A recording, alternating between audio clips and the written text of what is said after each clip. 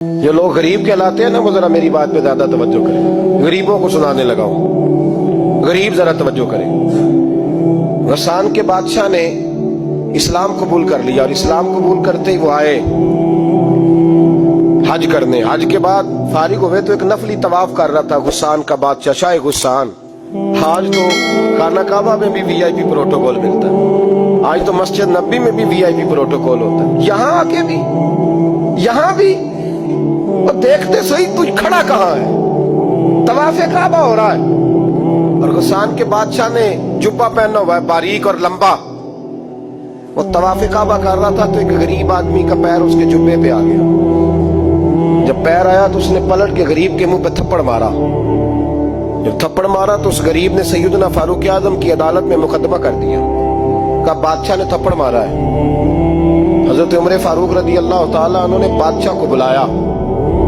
فرمایا تو نے اس غریب کو مارا ہے؟ کہا جناب اس نے پیر رکھا تھا. تو فرمایا پیر رکھا تھا تو کیا ہو گیا؟ تو نے کیوں لمبا جبہ پہنا تھا؟ تجھے سمٹ کے چلنا چاہیے تھا. کہا میرے لیے حکم کیا ہے؟ حضرت عمر کہنے لگے یہاں اسے رات میں راضی کر لے ورنہ صبح اسی جگہ اسی کونے میں خانہ کعبہ کے سائے میں وہ غریب تیرے منہ پہ تھپڑ مارے گا اور تجھے تھپڑ کھانا پڑے گا. غریبوں سنو ساری رات وہ غسان کا بادشاہ غریب کی منت کرتا رہا تو راضی ہو جا.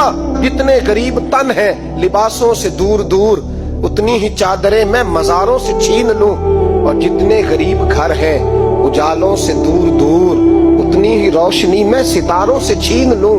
اتنی تو ہمتیں ہو میری کم سے کم بلند کہ شاہوں کے تاج فخر اشاروں سے چھین لوں. تمہاری زیادتی ہے. تم نے ظلم پروان چڑھایا ہے. جب تم چودھری کے کہنے پر ایم این اے کے کہنے پہ راضی ہو جاتے ہو. جب اسے کہا نا راضی ہو جا تو وہ غریب کہنے لگا میں راضی ہو جاؤں اور کل تو کسی اور کو بھی تھپڑ مارے.